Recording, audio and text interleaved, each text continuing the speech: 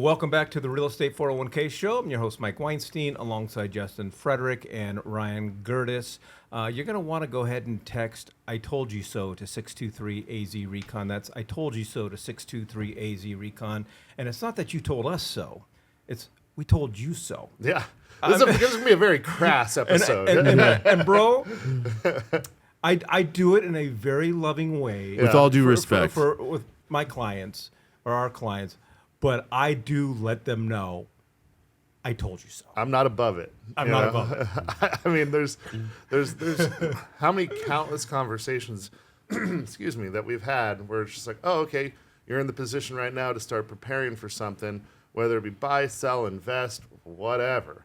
There's just a handful of things that if you do the work now, it takes you a fraction of the time than doing it later, and not to mention the stress. Agreed.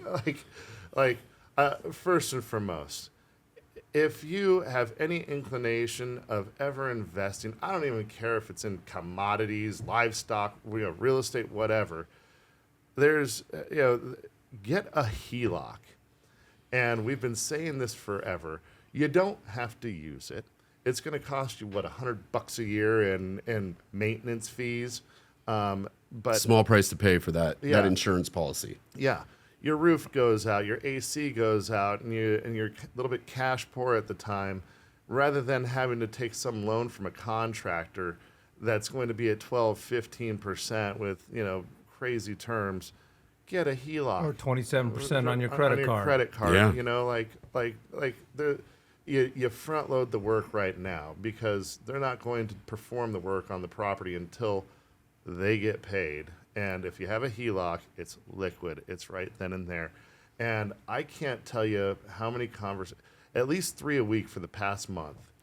Where for the last years. Yeah. I mean, we've been talking years on this with people. Where they're like, hey, Ryan, shit went down, or I'm, I have this good opportunity to buy this investment property, but I don't have my downstroke right here in my back pocket. So, what do? I'm like, oh, use your HELOC that we talked about 2 years ago.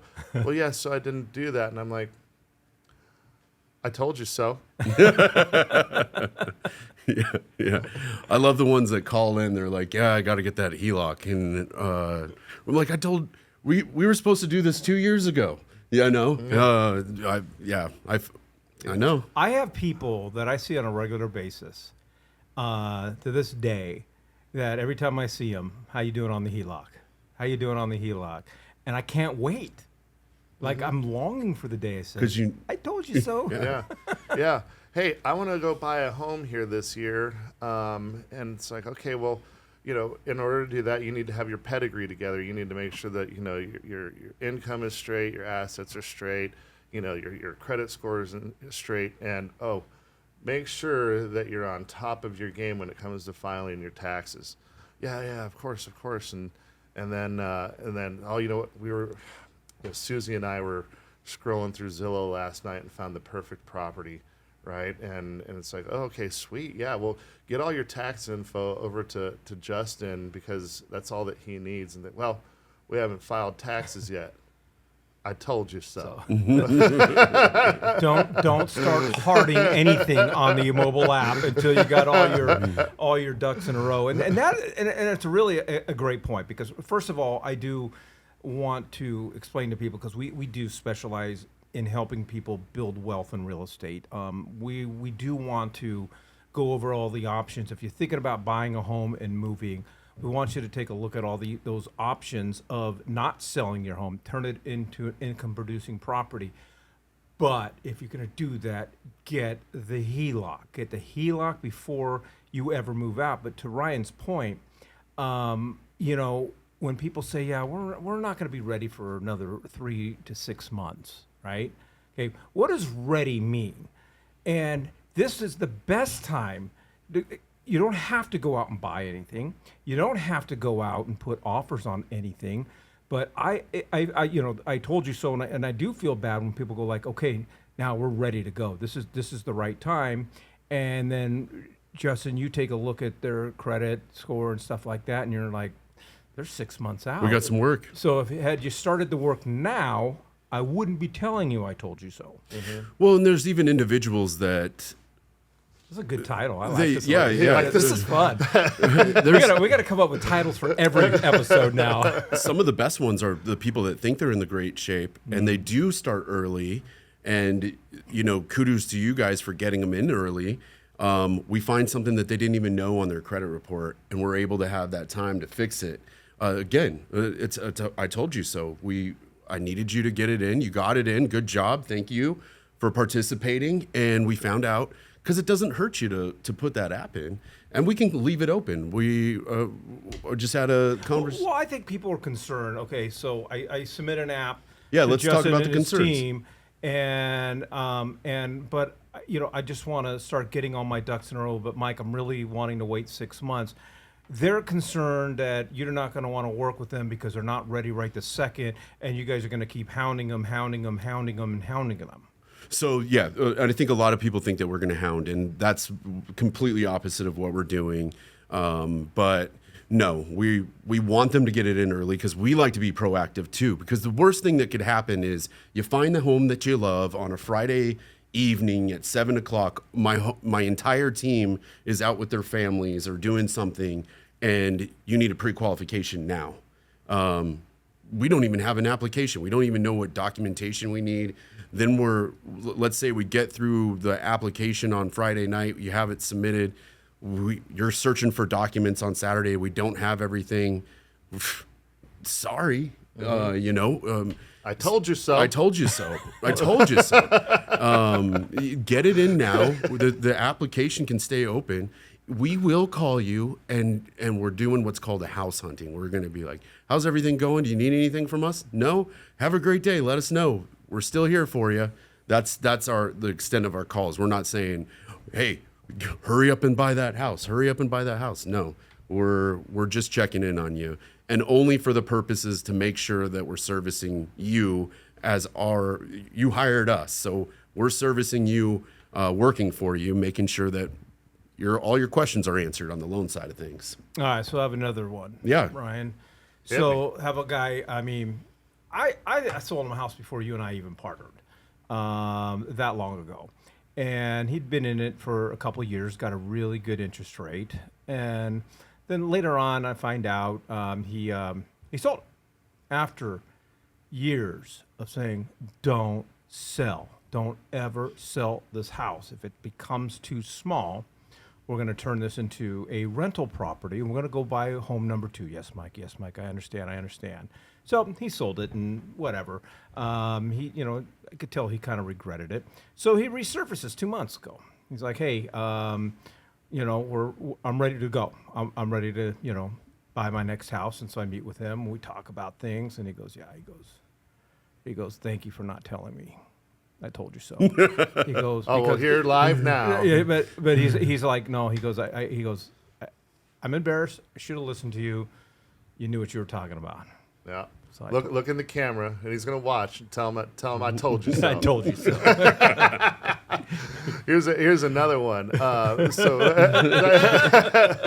Talking about sellers now, because we're kind of like we've been talking an awful lot about I told you so. The buyers, sellers.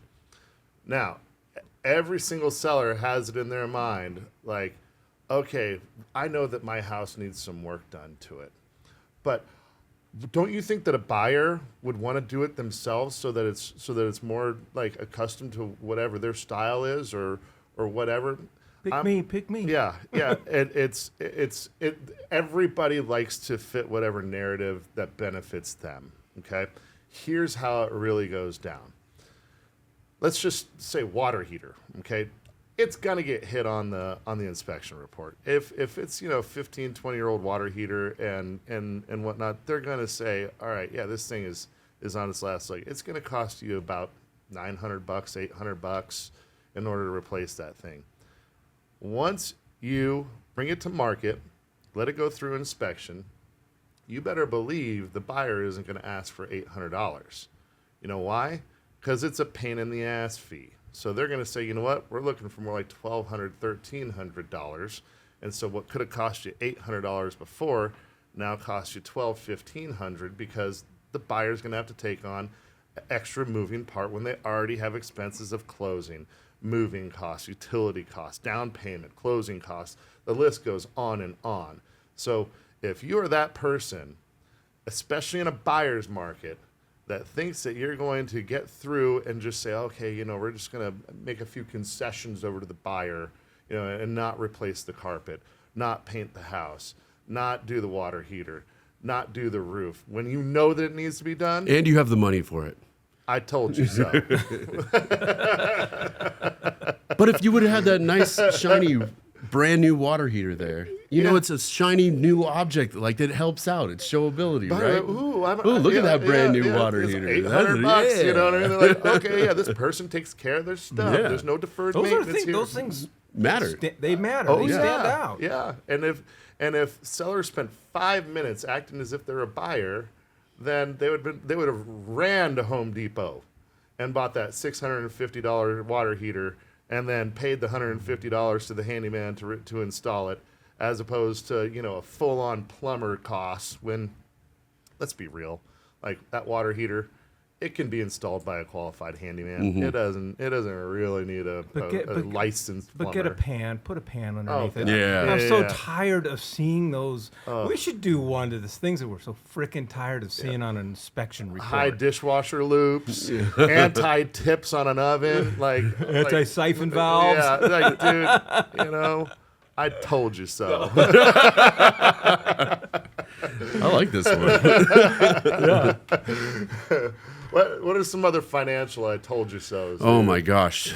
Don't put your 2 weeks in before we close the home. It happens more often than you would think, but we say don't change jobs. If you do anything like that, let me know. And they always think that they can put their 2 weeks in and we won't find out. Well, we do a verification of employment at the end. And it's not that they're not employed. It's just that the likelihood of their job continuing is gone. Why can't you just hang out for another 2 weeks? 2 weeks. That's it. Wait, get the keys in your hand. A lot of times, the HELOC thing is such a big deal to me. We'll have people put in the applications early to buy another home. Their intention is to keep the current home. I need you to start the HELOC now. And these are ones that I'm not doing the HELOC on because I want to make it cheap for them, because we don't know how long it's going to be. So it costs them $290 to close on a HELOC. Get that HELOC in. I connect them. I've a warm text message introduction. Don't get it. They find the house that they love. We have to go through the process with our process, and it makes things very difficult on my end, and sometimes it delays closing. Told you so. Go ahead. I'm sorry, buddy.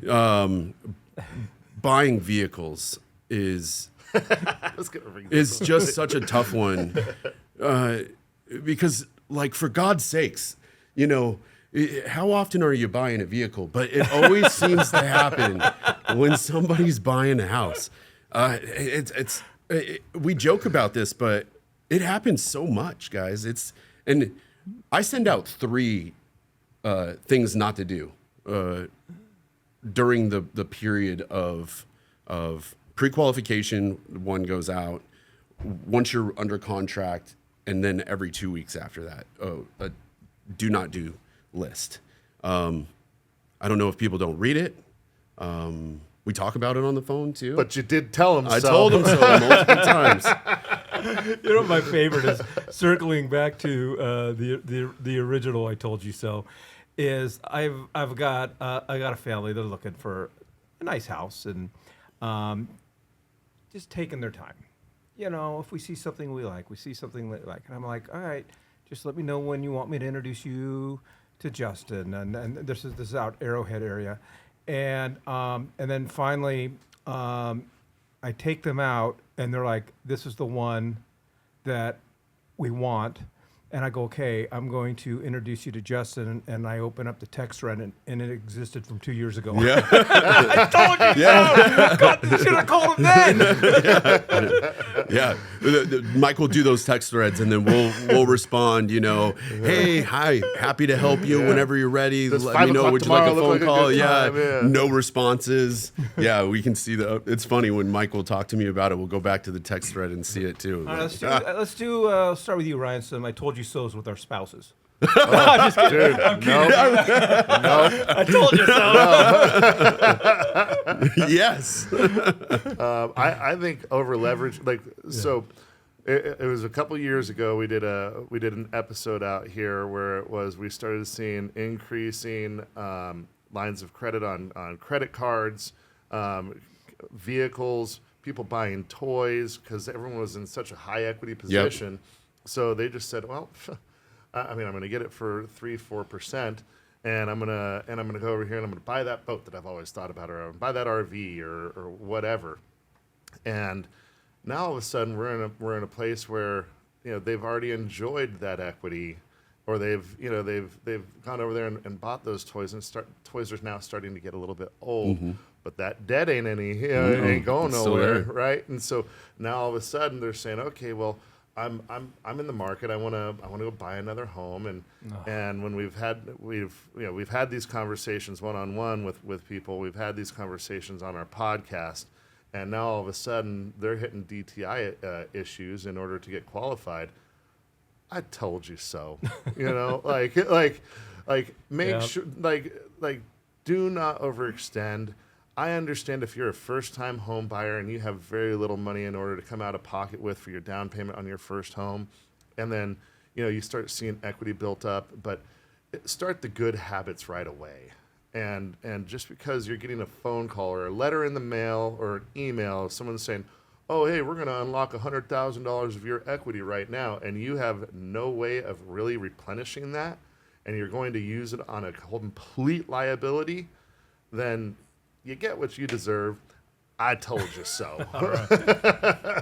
I have one more. All right. Yeah. I've never seen Ryan this This excited is about this it. is fun. This is fun. So, once we get done with a transaction, especially in the past couple of years, we get their interest rates and we put them into an AI system that it spits out information on when we should call them and contact them for refinancing. And had a couple giant loans in the 7% range. Called March 2nd, right after the Iran bombings, and told them, okay, we were riding this out. We were getting low. We got to a great point. Let's lock this in. We're getting you at a 5.875. No cost to refi. Let's go. Saving $600-700 a month on some of these, and they're like, no, we're waiting to get down to 5.25. I'm like, well, we're messing with resources now. We need to lock these in. They waited. They emailed me back last week. They're like, yeah, we're ready to go. Let's go ahead and lock that in. Sorry, rates are at 6.75. And you're still the blame. And right? I'm still the blame. Yeah, you're still the bad guy. Why didn't you lock it in? You told me you didn't want it. You wanted to wait. I told you so. I told you so. I told you so. Yes. Yeah, that felt good. This is group therapy, man. That felt good. All right, next time we'll start calling people out by name. Nope, not doing that. All right, well, we appreciate you tuning in. And we love you guys. If you want to make good decisions when it comes down to real estate, or if you completely disagree with us and maybe we've erred and you want to tell us that you told us so, go ahead and text the words I told you so to 623 AZRECON. That's I told you so to 623 AZRECON.